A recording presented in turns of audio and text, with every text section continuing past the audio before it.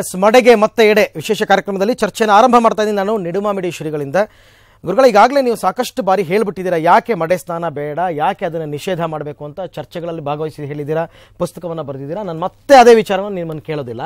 ಆದರೆ ನ್ಯಾಯಾಲಯದ ನಿನ್ನೆಯ ಆದೇಶದ ಕೊನೆಯ ಹಂತದಲ್ಲಿ ನ್ಯಾಯಾಧೀಶರು ಹೇಳಿದಂತಹ ಕೆಲವು ಮಾತುಗಳು, ನೀವು ಸೇರಿದಂತೆ ನೀವು ಜಿ ಕೆ ಗೋವಿಂದರಾವ್ ಅವರು, H S Doreswamy, doctor K Maralusiddappa, C S Dwarakanath, B T Lalitha Naik ಎಲ್ಲರೂ ಕೂಡ ನೀವು ಅಲ್ಲಿ ಪ್ರತಿವಾದಿಗಳಾಗಿದ್ರಿ. ಒಂದು ಮಾತು ಹೇಳಿದ್ರು, ನೀವು ಮೂಢನಂಬಿಕೆ ಆಚರಣೆಯ ಬಗ್ಗೆ ಆಕ್ಷೇಪ ವ್ಯಕ್ತಪಡಿಸುವುದರ ಬದಲಾಗಿ ಜಾಗೃತಿ ಮೂಡಿಸುವ ನಿಟ್ಟಿನಲ್ಲಿ ಯಾಕೆ ಕೆಲಸವನ್ನು ಕೈಗೊಳ್ತಾ ಇಲ್ಲ. ಈಗ ಮಲೆ ಕುಡಿಯರ ವಿಚಾರಕ್ಕೆ ಬರೋದಾದರೆ, ನೀವು ಮಲೆ ಕುಡಿಯರ ಹತ್ರ ಹೋಗಿ ಮಾತನಾಡಿದ್ರ, ಅಲ್ಲೊಂದು ಶಿಬಿರವನ್ನು ಮಾಡಿದ್ರ, ಯಾಕೆ ಮಡೆ ಸ್ನಾನ ಬೇಡ ಅಂತ ಅವ್ರಿಗೆ ತಿಳುವಳಿಕೆ ಹೇಳಿದ್ರ, ಯಾಕೆ ಆ ಕೆಲಸಗಳನ್ನ ನೀವು ಮಾಡ್ತಾ ಇಲ್ಲ, ಇಂಥ ಒಂದು ವಿಚಾರಗಳಲ್ಲಿ ನೀವು ಯಾಕೆ ಮುಂದುವರಿತಾ ಇಲ್ಲ ಅಂತಕ್ಕಂಥ ಒಂದು ಮಾತನ್ನು ಕೇಳಿತ್ತು ನ್ಯಾಯಾಲಯ. ಈ ವಿಚಾರದಿಂದಲೇ ನಾವು ಚರ್ಚೆನ ಆರಂಭ ಮಾಡೋಣ. ಅದಕ್ಕೆ ತಾವೇನು ಹೇಳ್ತೀವಿ? ನ್ಯಾಯಾಲಯ ಆ ರೀತಿ ಅಭಿಪ್ರಾಯಪಟ್ಟಿರೋದು ಸೂಕ್ತವಾಗಿದೆ. ಆದರೆ ನಾವು ನಮ್ಮ ಗಮನಕ್ಕೆ ಬಂದಾಗಿನಿಂದ ಅದನ್ನು ಬೇರೆ ಬೇರೆ ವೇದಿಕೆಗಳಲ್ಲಿ ಬೇರೆ ಬೇರೆ ಕಾರ್ಯಕ್ರಮಗಳ ಮೂಲಕ ಆ ಜಾಗೃತಿ ಕೆಲಸವನ್ನೇ ಮಾಡ್ತಾ ಬಂದಿದ್ದೀವಿ. ಈಗ ಇವತ್ತಲ್ಲ, ಈಗ ಇದು 4ನೇ ಬಾರಿ ಉಪವಾಸ ಸತ್ಯಾಗ್ರಹಗಳು, ಇವೆಲ್ಲ ಜಾಗೃತಿಯ ಸಂಕೇತಗಳೇ. ಆದರೆ ಈ ಜಾಗೃತಿ ಮಲೆ ಕುಡಿಯರನ್ನ ತಲುಪ್ತಾ ಇದೆಯಾ? ಈಗ ನೀವು ಬೆಂಗಳೂರಿನ ಫ್ರೀಡಂ ಪಾರ್ಕ್ ನಲ್ಲಿ ಉಪವಾಸ ಮಾಡಿ ಅಥವಾ ಮಾಧ್ಯಮಗಳಲ್ಲಿ ನೀವು ಹೇಳಿಕೆಯನ್ನು ಕೊಟ್ಟರೆ ಮಲೆ ಕುಡಿಯರನ್ನ ತಲುಪುತ್ತಾ? ಅದು ಮಾಧ್ಯಮಗಳು ಇವತ್ತು ಎಲ್ಲ ಕಡೆನೂ ವಿಸ್ತರಣೆಗೊಂಡಿವೆ. ಇವಾಗ ಈ ಆಧುನಿಕ ಮಾಧ್ಯಮಗಳ ಸೌಲಭ್ಯ ಎಲ್ಲರಿಗೂ ಇವತ್ತು ದೊರೆಯುವಂತಾಗಿದೆ. ನಾನು ಹೇಳೋದು, ಶ್ರೀಶೈಲದಂಥ ಅಷ್ಟು ವಿಶಾಲವಾದ ದಟ್ಟ ಅರಣ್ಯದಲ್ಲಿ ಮನೆ ಮಾಡಿರುವ ಚುಂಚ ಜನಾಂಗದ ಒಂದೊಂದು ಮನೆಯಲ್ಲೂ ಟಿವಿಗಳಿವೆ ಇವತ್ತು. ಹಾಗಾಗಿ ಸಂವಹನ ಇವತ್ತು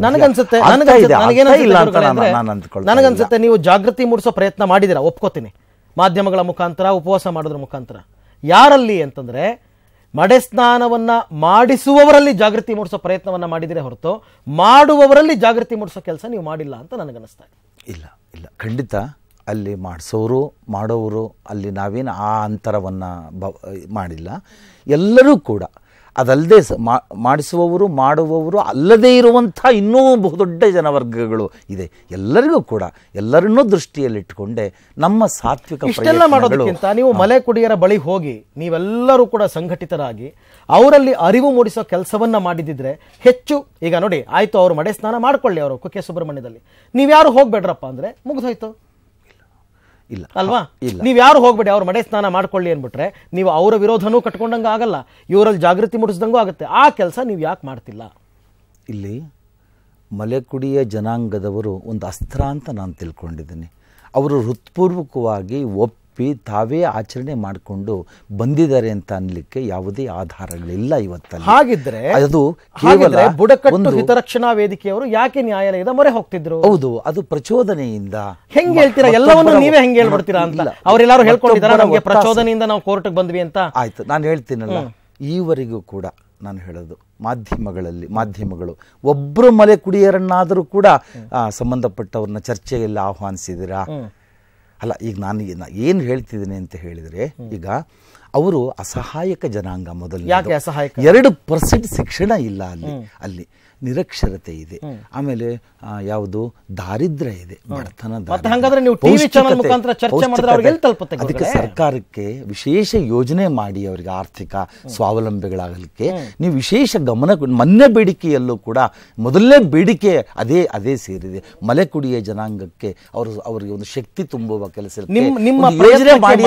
ಜನಾಂಗದವರ ಸಪೋರ್ಟ್ ಸಿಕ್ಕಿದೆಯಾ ಇಲ್ಲಿ ತನಕ? ಇಲ್ಲಿ ನಮಗೆ ಸಿಕ್ಕಿದೆಯಾ?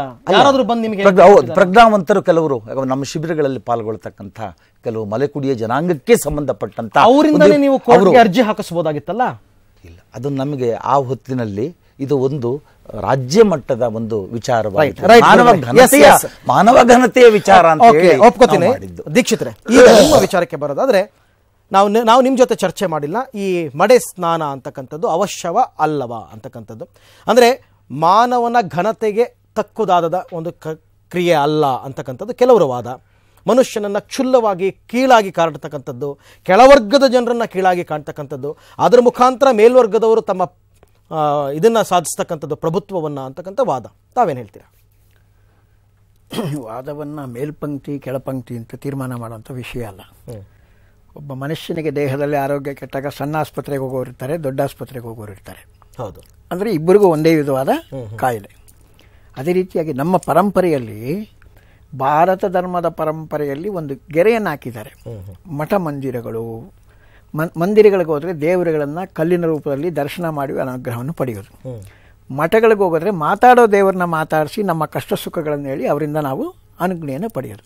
ಒಂದು ಮಾತಾಡದಿರೋ ದೇವ್ರ ಹತ್ರ ಹೋಗೋದು, ಒಂದು ಮಾತಾಡೋ ದೇವ್ರ ಹತ್ರ ಹೋಗೋದು. ಒಂದು ಮಠ ಅಂದ್ರೆ ಜನಗಳ ಅಭಿಪ್ರಾಯ ಆಗಿದೆ, ಮಠಾಧೀಶರು ಅಂದ್ರೆ ಮಾತಾಡುವ ದೇವರುಗಳು. ನಮ್ಮ ಭಾವನೆ ಇಂದಿನ ಕಾಲದಿಂದ ಹಾಗೆ ಬಂದಿದೆ. ಆದರೆ ಅದಕ್ಕೊಂದು ಪಂಕ್ತಿ ಇದೆ. ಈಗ ಇಂತಿಂಥ ಹಬ್ಬಗಳಲ್ಲಿ ಇಂತಿಂಥ ಪದಾರ್ಥಗಳನ್ನೇ ಮಾಡಿ ಅಡುಗೆ ಮಾಡಿ ಊಟ ಮಾಡಬೇಕು. ಗಣೇಶನ ಹಬ್ಬ ಬಂದರೆ ಕಡಬೆ ತಿನ್ನಬೇಕು, ಗೌರಿ ಹಬ್ಬ ಬಂದರೆ ನಾವು ಇದು ಒಬ್ಬಟ್ಟೆ ತಿನ್ನಬೇಕು. ಹೀಗೆ ಒಂದು ಪದ್ಧತಿ ಇದೆ. ಆ ಪದ್ಧತಿ ಅನೂಚಾನವಾಗಿ ಬಂದಿದೆ. ಯಾಕೆ ಅವತ್ತು ನಾವು ಕಡಬೆ ತಿನ್ನಬೇಕು, ಯಾಕೆ ಅವತ್ತು ನಾವು ಒಬ್ಬಟ್ಟೆ ತಿನ್ನಬೇಕು? ಬೇರೆ ಜಿಲೇಬಿ ಮಾಡ್ಕೊಂಡು ತಿನ್ಬೋದಲ್ವಾ, ಜಾಂಗೀರ್ ಮಾಡ್ಕೊಂಡು ತಿನ್ಬೋದಲ್ಲ? ಇಲ್ಲ, ಹಿರಿಯರು ಏನು ಹೇಳ್ತಾರೆ, ಒಬ್ಬಟ್ಟೆ ಮಾಡು ಗೌರಿ ಹಬ್ಬದ ದಿನ. ಹಾಗೆ ನಿನ್ನ ಕಷ್ಟ ಸುಖಗಳನ್ನು ಬಂದಾಗ ದೇವರಲ್ಲಿ ಮೊರೆ ಹೋಗು. ದೇವರಲ್ಲಿ ಮೊರೆ ಹೋಗು ಅಂತ ಹೇಳೋರು ಯಾರು? ಮಠಾಧೀಶರು, ಮಾತಾಡೋ ದೇವರುಗಳು. ನೀನು ಈ ಥರ ಹೋಗಿ ಇಂಥ ದೇವಸ್ಥಾನದಲ್ಲಿ ದರ್ಶನ ಮಾಡು, ಅವರ ಪ್ರಸಾದವನ್ನು ಕೇಳು, ಅಲ್ಲಿ ಯಾತ್ರೆ ಮಾಡು, ಪೂಜೆ ಮಾಡು, ಸ್ನಾನ ಮಾಡು, ಇಂಥ ಹಲವಾರು ಸನ್ನಿವೇಶಗಳನ್ನು ಒಂದು ವಿಶೇಷವಾಗಿ ತಿಳಿಸ್ತಾರೆ. ಸೊ ಈ ಮಾತಾಡೋ ದೇವರ ಹತ್ರ ಕೇಳಿಕೊಂಡು ಮಾತಾಡ್ದಿರೋ ದೇವರ ಹತ್ರ ಹೋಗಿ ನಾವು ಚರ್ಚೆ ಮಾಡ್ದಿರ ಮಾನಸಿಕವಾಗಿ ಮಾಡ್ತೀವಿ.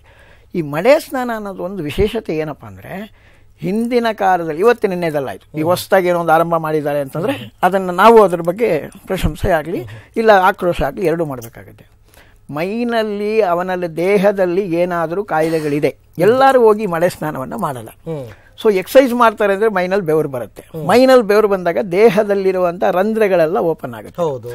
ಇವನಲ್ಲಿ ಉರುಳ್ತಾ ಉರುಳ್ತಾ ಉರುಳ್ತಾ ಒಂದು ಎಕ್ಸಸೈಸ್ ಮಾಡಿದಾಗ, ಆ ಎಕ್ಸಸೈಸ್ ಮಾಡುವಾಗ ಇವನ ದೇಹದ ಒಳಗಿರೋ ರಂಧ್ರಗಳೆಲ್ಲ ಓಪನ್ ಆಗಿ ಆ ಎಂಜಲು ಅಂತ ನಾವೇನು ಹೇಳ್ತಿದ್ದೀವಿ ಅದು ಎಂಜಲಲ್ಲ. ಎಲ್ಲ ನಾವು ಹುಟ್ಟಿದಾಗ್ಲೂ ಎಂಜಲೆ, ಹುಟ್ಟಿದ್ದು ಎಂಜಲೆ, ಬೆಳೀತಾ ಇರೋದು ಎಂಜಲೆ, ಸತ್ರೂ ಎಂಜಲೆ. ಆದರೆ ನಾವು ಸತ್ತಾಗ ಬಾಯಿಗೆ ನೀರು ಹಾಕ್ತೀವಿ, ಎಲ್ಲ ಈಚೆ ಬರುತ್ತೆ. ಎಂಜಿಲ್ಲ ಅಲ್ವಾ ಅದನ್ನ? ಅವನ ಯಾಕೆ ಬಾಯಿಂದ ಈಚೆ ಬಿಡ್ತಾನೆ ಅಂತ ನಾವು ಕೇಳೋಕ್ಕಾಗುತ್ತಾ? ಮಗು ಹುಟ್ಟುತ್ತೆ, ಸ್ತನ್ಯಪಾನ ಮಾಡ್ತೀವಿ, ಅದು ಎಂಜಿಲಲ್ವಾ? ಈಗೆಲ್ಲ ಎಂಜಿಲೆ. ನಾತ ಉರುಳುವಾಗ, ಪ್ರದಕ್ಷಿಣೆ ಮಾಡುವಾಗ ಒಂದು ಎಕ್ಸಸೈಸ್ ಆಗುತ್ತೆ.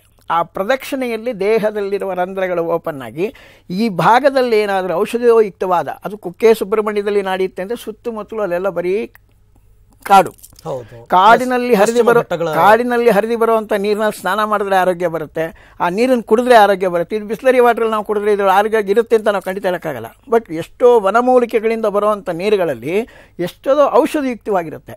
ಆ ವನಭೋಜನಗಳಲ್ಲಿ ಮಾಡುವಾಗ ಅಲ್ಲಿ ಬರುವಂತಹ ಗಾಳಿಗಳು ನಮ್ಗೆ ಔಷಧಿ ಆಗಿರಬಹುದು.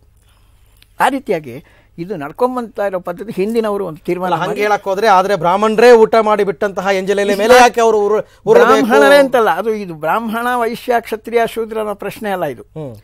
ಈಗ ನಾವೊಂದು ಬ್ರಾಹ್ಮಣರು ಊಟ ಮಾಡ್ಕೊಬೇಕಾದ್ರೆ ಒಂದು ಆಪೋಸನೆ ಅಂತ ಮಾಡ್ತೀವಿ. ಅಂದ್ರೆ ಆ ಸುತ್ತಲೂ ಹಾಕಿರುವಂತ ಆಪೋಸನೆಯಲ್ಲಿ ಯಾವ ಜೀವ ಜಂತುಗಳು ಒಳಗಡೆ ಪ್ರವೇಶ ಮಾಡಬಾರ್ದು, ಇದು ನಮ್ಮ ಹಿರಿಯರು ಕೇಳಿದ್ರು.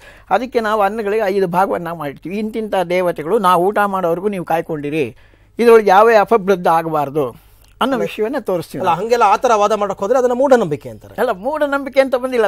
ಪುರಾತನದಿಂದ ಏನು ಮಾಡ್ಕೊಂಡ್ ಬಂದಿದೀವೋ ನಾವು ನಂಬಿಕೆಯನ್ನು ಅನುಸರಿಸ್ತಾ ಇದ್ದೀವಿ.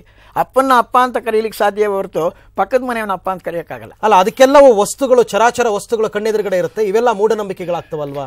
ಮೂಢನಂಬಿಕೆ ಪ್ರಶ್ನೆ ನಾವಾಗಿ ಮಾಡ್ಕೊಳ್ಳೋಂತ. ತಾವೇನ್ ಹೇಳ್ತೀರಾ? ಇವಾಗ ದೀಕ್ಷಿತರು ಹೇಳಿದಂತಹ ಒಂದು ಆಯುರ್ವೇದ ವಿಚಾರವನ್ನ ಹೇಳಿದ್ರು, ಹೀಗೆ ಆಗೋದ್ರ ಮುಖಾಂತರ ಚರ್ಮರೋಗ ಗುಣವಾಗಬಹುದಲ್ಲವಾ ಅಂತಕ್ಕಂಥದ್ದು. ಈಗ ನೋಡಿ, ಈಗ ಅನ್ನ ಅಂತಂದರೆ ನಾವು ಅನ್ನ ಬ್ರಹ್ಮ ಅಂತ ಹೇಳ್ತೀವಿ. ಅದಕ್ಕೆ ಎಲ್ಲರೂ ದಾನೆ ದಾನೆ ಪರ್ ಖಾನೆ ವಾಲೋಂಕ ನಾಮ್ ಲಿಖ್ತಾಯ ಅಂತ ಹೇಳ್ತೀವಿ. ಹೌದು, ಪ್ರತಿಯೊಂದು ಅನ್ನಕ್ಕೆ ಪ್ರಸಾದ ಅಂತ ಹೇಳ್ತೀವಿ. ಆದರೆ ಅಂಥ ಅನ್ನವನ್ನು ಅದನ್ನು ವೇಸ್ಟ್ ಮಾಡದಂತೆ ಸಂಪೂರ್ಣವಾಗಿ ಉಣ್ತಕ್ಕಂಥದ್ದು, ದೇವರಿಗೆ ಎಡೆ ಮಾಡಿದ ಬಳಿಕ ಅದಕ್ಕೆ ಜಠರಾಗ್ನಿಗೆ ಹಾಕ್ತಕ್ಕಂಥದ್ದು ಕರ್ತವ್ಯ. ಅದನ್ನು ಅರ್ಧಂಬರ್ಧ ಅಲ್ಲಿ ಬಿಟ್ಬಿಟ್ಟು ಈಗ ಚರ್ಮ ರೋಗ ಹೋಗ್ತದೆ ಅಂತ ಅನ್ಬೇಕಾದ್ರೆ ಅವರು ಪೂರ್ಣ ಬಟ್ಟೆಯನ್ನು ಕಳಚಲ್ಲಿ ಉರುಳಬೇಕಾಗ್ತದಷ್ಟೇ. ಅವರಿಗೆ ಸಂಪೂರ್ಣವಾಗಿ ಚರ್ಮಕ್ಕೆ ಅದು ಹತ್ತದಂತ ನಮಗೆ ಕೆಲವರು ಹಾಗೂ ಮಾಡ್ತಾ ಇದ್ದಾರೆ ನೋಡಿ. ಅಲ್ಲಿ ಪೂರ್ಣ ಬಟ್ಟೆಯನ್ನು ಕಳೆದಿರೋ ವಿಜುವಲ್ಸ್ ನಾವು ತೋರಿಸ್ತಾ ಇದೀವಿ.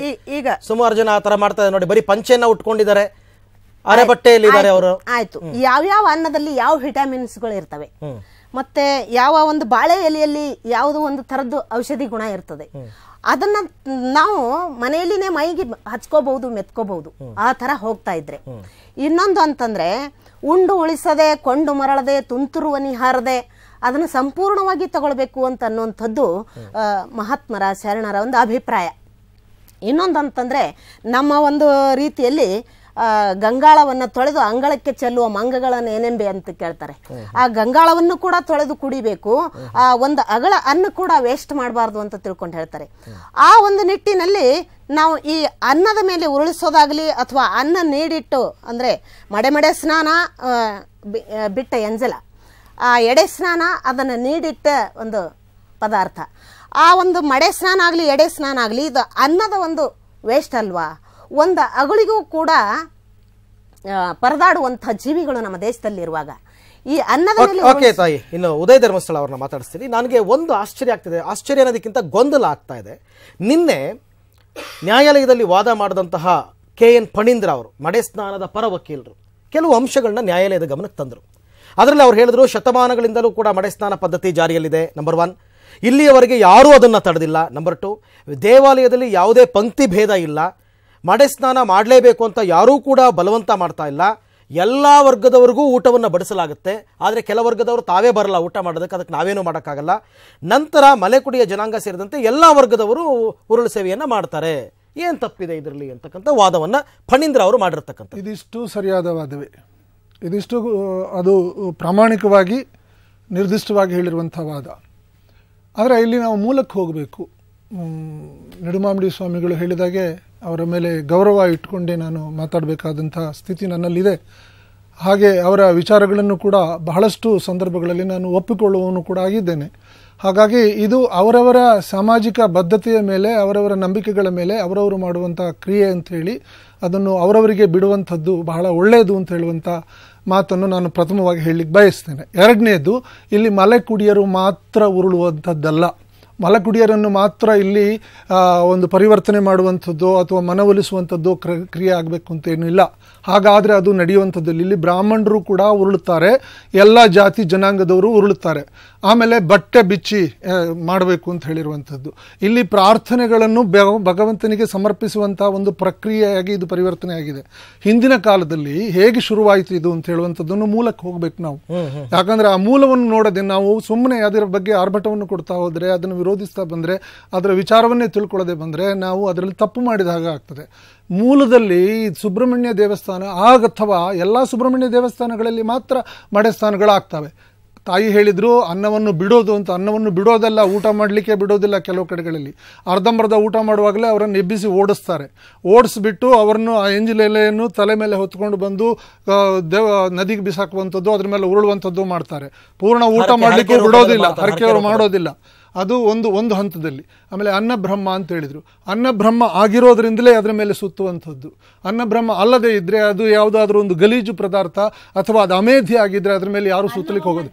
ನೀವು ನಡುವಿನಲ್ಲಿ ದಯವಿಟ್ಟು ನಡುವಿನಲ್ಲಿ ಮಾತನಾಡಿದ್ರೆ, ನೀವು ಮಾತಾಡುವಾಗ ನಾನು ಖಂಡಿತವಾಗ್ಲೂ ಯಾವುದು ಮಾತಾಡಿಲ್ಲ. ನಾನು ಮಾತಾಡೋದನ್ನು ಸರಿಯಾಗಿ ತಾವು ಅರ್ಥ ಮಾಡಿಕೊಂಡ್ರೆ ಅದರಿಂದ ಜನಕ್ಕೂ ಕೂಡ ಒಳ್ಳೇದಾಗುತ್ತೆ ಅಂತ ನನ್ನ ಒಂದು ಪ್ರಾರ್ಥನೆ, ವಿನಂತಿ. ಅದನ್ನು ಹೇಳ್ತೇನೆ. ಅಮೇಧ್ಯದ ಮೇಲೆ ಯಾರೂ ಸುತ್ತೋದಿಲ್ಲ, ಸುತ್ತುವಂಥದ್ದು ಮಾಡ್ಲಿಕ್ಕೆ ಸಾಧ್ಯನೇ ಇಲ್ಲ. ಅಲ್ಲಿ ಇರುವಂತಹ ಸುಬ್ರಹ್ಮಣ್ಯನ ದೇವಸ್ಥಾನದ ಆ ಹುತ್ತದ ಮಣ್ಣಿನಲ್ಲಿ ಒಂದು ಔಷಧೀಯ ಗುಣಗಳಿದ್ದಾವೆ ಅಂತ ಹೇಳಿ ಇವತ್ತಿಗೂ ಕೂಡ ಆಯುರ್ವೇದ ಮಂತ್ರಗಳು, ಆಯುರ್ವೇದ ಪಂಡಿತರು ಅದನ್ನು ಇವತ್ತು ಕೂಡ ನಮಗೆ ಮದ್ದುಗಳ ಕೊಡ್ತಾರೆ ಚರ್ಮ ರೋಗಗಳಿಗೆ.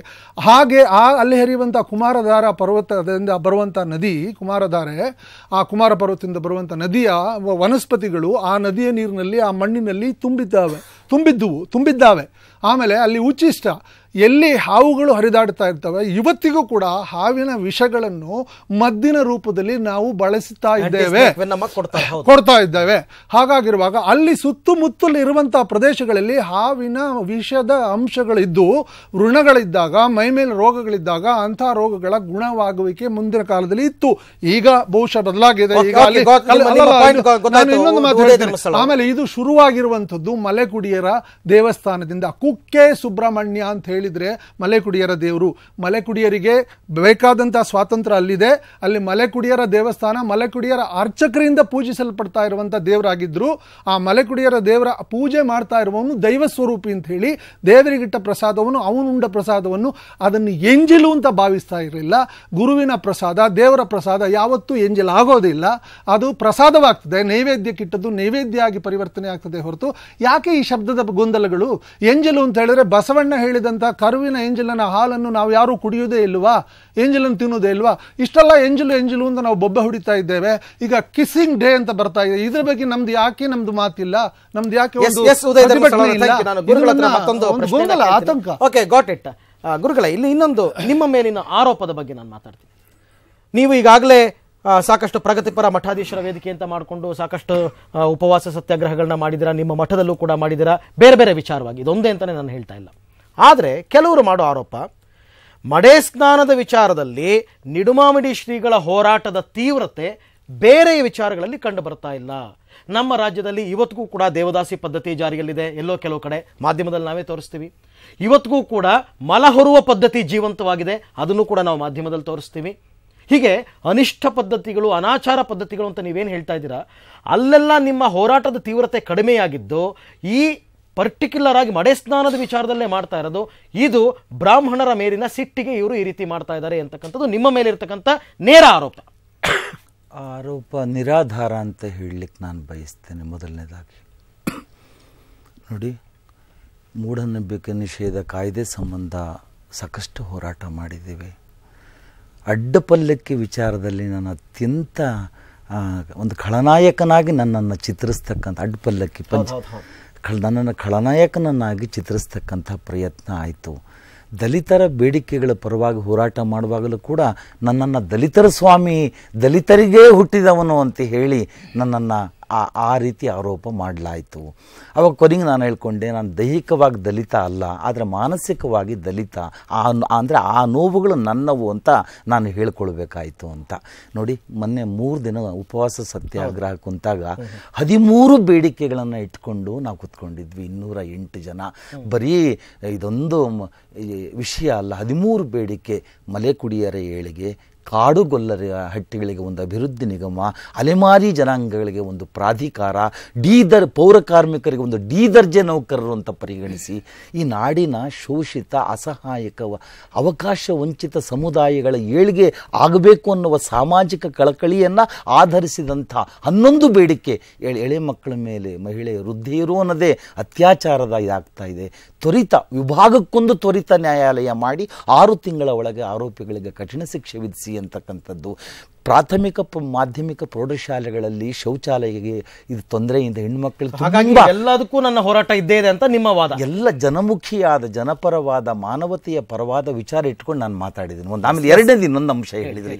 ನಿಜವಾಗ್ಲೂ ನನ್ನ ಅಂತಃಕರಣದಿಂದ ಹೇಳ್ತೀನಿ, ಯಾವತ್ತೂ ನಾನು ಪೂರ್ವಾಗ್ರಹ ಪೀಡಿತನಾಗಿ ಬದುಕಿಲ್ಲ.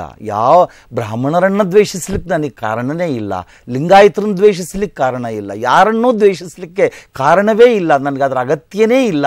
ಅನಾಚಾರ ಇರುವಂಥದ್ದು ಎಲ್ಲೇ ಆದರೂ, ದುರಾಚಾರಗಳು ಎಲ್ಲೇ ಇದ್ದರೂ ನಾವು ಅದನ್ನು, ಆಮೇಲೆ ದೇವದಾಸಿ ಪದ್ಧತಿ ಅದ್ರ ಕುರಿತು ನಾವು ಸಾಕಷ್ಟು ಹಿರೇಸಿಂಧೋಗಿಯಲ್ಲಿ 25 ಜನ ಮಠಾಧೀಶರು, ದೇವದಾಸಿ 60 ಕುಟುಂಬಗಳ ನಡುವೆ ಪಾದಯಾತ್ರೆ ಮಾಡಿ, ಸಭೆ ಮಾಡಿ, ಪ್ರಮಾಣ ಮಾಡಿಸಿ ನಮ್ಮ ಮಕ್ಕಳನ್ನ ದೇವದಾಸಿ ಮಾಡಲ್ಲ ಅಂತ ಈಗ 8 ತಿಂಗಳಿಂದ ಕೆಲಸ ಮಾಡಿ ಬಂದ್ವಿ. ನಿಜವಾಗಲೂ ನನಗೆ ಯಾವ ಜನಾಂಗದ ಬಗ್ಗೆ ನನಗೆ ಪೂರ್ವಗ್ರಹ ಇಲ್ಲ. ಎಸ್ ಗುರುಗಳೇ, ಓಕೆ. ಸೊ ಇಷ್ಟೆಲ್ಲ ಚರ್ಚೆ ಆಯ್ತಲ್ಲ ವೀಕ್ಷಕರೇ. ಇನ್ನು ಪ್ರಮುಖವಾಗಿ ದೇವಸ್ಥಾನಗಳಲ್ಲಿ ಪೂಜಾ ರೀತಿ ನೀತಿಗಳು, ರಿವಾಜುಗಳು ಏನು ನಡೆಯುತ್ತದೆ, ಸಾಮಾನ್ಯವಾಗಿ ಆಗಮದಲ್ಲಿ ಕೆಲವು ಉಲ್ಲೇಖಗಳಿರ್ತವೆ. ಅದರ ಪ್ರಕಾರನೇ ಪ್ರತಿಯೊಬ್ಬರು ಕೂಡ ಸಂಕಲ್ಪವನ್ನು ಮಾಡಿ ಪೂಜೆಯನ್ನು ಮಾಡ್ತಕ್ಕಂಥದ್ದು. ಈ ಮಡೆ ಸ್ನಾನ ಕುರಿತಂತೆ ಏನಾದರೂ ಆಗಮದಲ್ಲಿ ಉಲ್ಲೇಖಗಳಿದೆಯಾ? ಇದ್ರೆ ಹೇಗಿದೆ? ಇದ್ರ ಬಗ್ಗೆ ಚರ್ಚೆಯನ್ನು ಮುಂದುವರಿಸ್ತೀನಿ ಒಂದು ಪುಟ್ಟ ವಿರಾಮದ ನಂತರ.